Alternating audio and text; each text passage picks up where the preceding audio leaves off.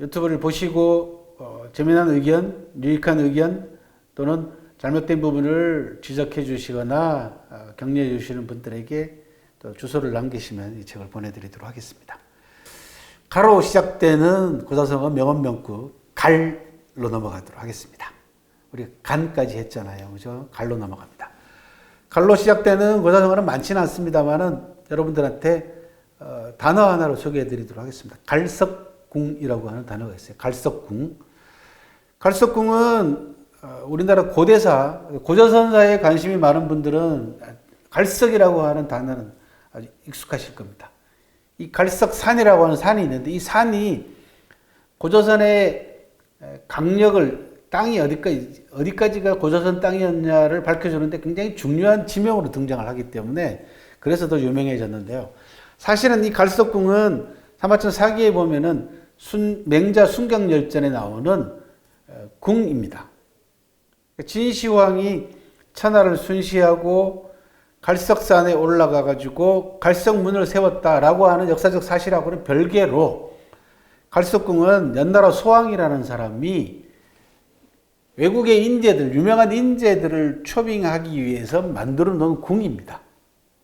그 당시 연나라의 수도가 오늘날 북경 근처였기 때문에 이 갈석궁도 북경 근처에 아마 지어졌을 걸로 추정을 합니다. 그래서 갈석산하고 갈석궁은 이름은 같습니다만, 갈석하고 같습니다만은 같은 지역일까라는 부분에 대해서는 아직까지 논쟁 중이고, 그러다 보니까 진시황의 진나라의 동쪽 경계선이 갈석산이다 그렇게 얘기를 하거든요. 그래서 이 갈석산의 위치, 갈석궁의 위치 이런 부분들 가지고 우리나라 고대사 가운데서도 가장 예민하고 시비거리가 많은 고조선의 우리로 보면 서쪽 강력이죠. 그렇죠? 중국어로 보면은 동쪽 강력이 어디까지냐라는 부분이에요.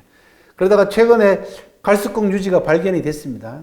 하북성 진왕도시라고 하는 곳에서 진시황의 행궁으로 추정되는 갈석궁 유지가 발견됨으로써 진나라의 동쪽 강력의 경계선이 되게 갈석산을 중심으로 하는 이쪽 지역일 것이다.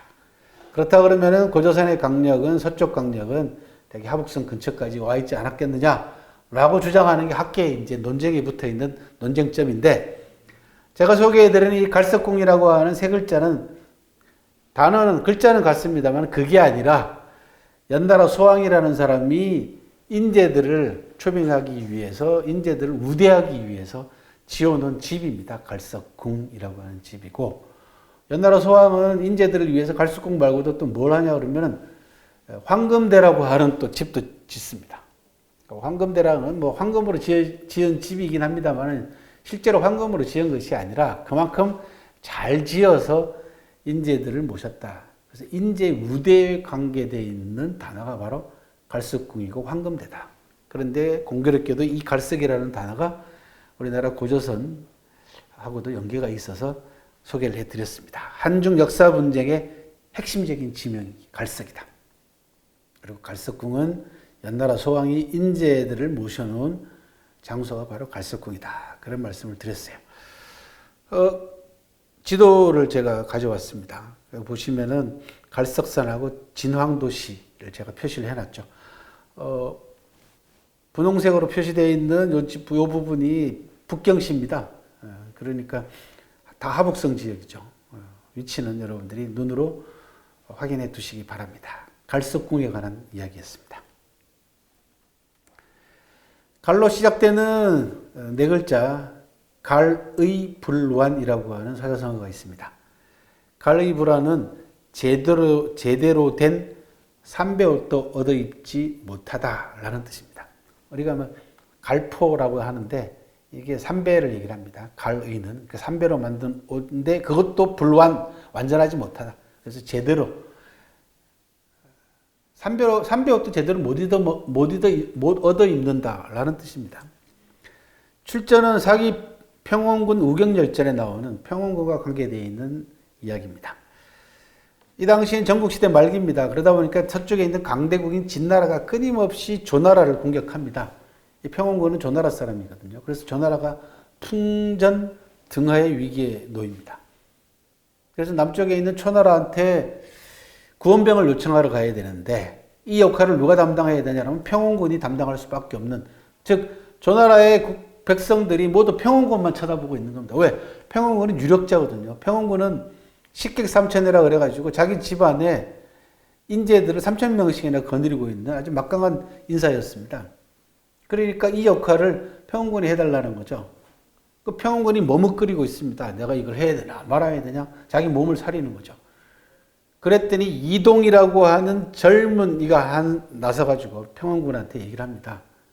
뭐라고 이렇게 얘기를 합니다. 지금 한단의 백성들은, 한단은 조나라 수도를 얘기합니다. 조나라 백성들은 뗄나무가 없어서 사람 뼈를 태우고 굶주리다 못해가지고 자식을 서로 바꿔 먹고 있을 정도로 급박합니다. 그런데 주군은, 평원군을 얘기하죠. 주군의 후궁들은 100명이 넘고 처첩들은 비단 옷에 쌀밥과 고기 반찬도 남깁니다. 백성들은 제대로 된 삼배옷도 하나 얻어 입지 못하며 술 찌개미와 쌀겨도 제대로 먹지 못할 정도입니다. 라고 지건한 대목에서 나오는 사자성어가 갈의 불환입니다. 나라가 이렇게 어려운데 당신은 유력자로서 집안에 첩도 100명씩 거느리고 식구들은 고기 반찬도 남길 만큼 잘 먹고 잘 살고 있지 않냐. 그런데 백성들은 술 거르고 남은 술찌개미도 그리고 쌀겨도 제대로 못 얻어 먹고 있고 삼배옷도 제대로 못 입고 있다 라고 얘기를 합니다. 그리고는 사람 뼈도 뗄나무로, 뗄나무가 없어가지고 이게 바로 취골역자라는 겁니다. 취골이라는 겁니다. 뼈를 태우다라는, 역자는 자식을 바꾸다라는 거죠. 먹을 게 없어가지고 자식을 서로 바꿔서 먹고 있다. 그리고 조광불념, 아까 말씀드린 대로 술찌개미나 겨도 마다하지 않는다. 불념이라는 얘기는 싫어하지 않는다니까 마다하지 않는다는 거죠. 제대로 먹지 못한다는 겁니다. 그것만 있어도 황송하다는 거죠. 여기서 나온 게 바로 갈의 불환이고 취골역자, 조광불념, 이렇게 다양한 사자성어들이 나옵니다. 그렇게 해서 평원군을 설득을 했다. 이동이라고 하는 젊은 친구가. 근데 이 이동에 관한 이야기는 바로 뒤에 또 나오기 때문에 그때 가서 더 한번 설명을 드리도록 하겠습니다.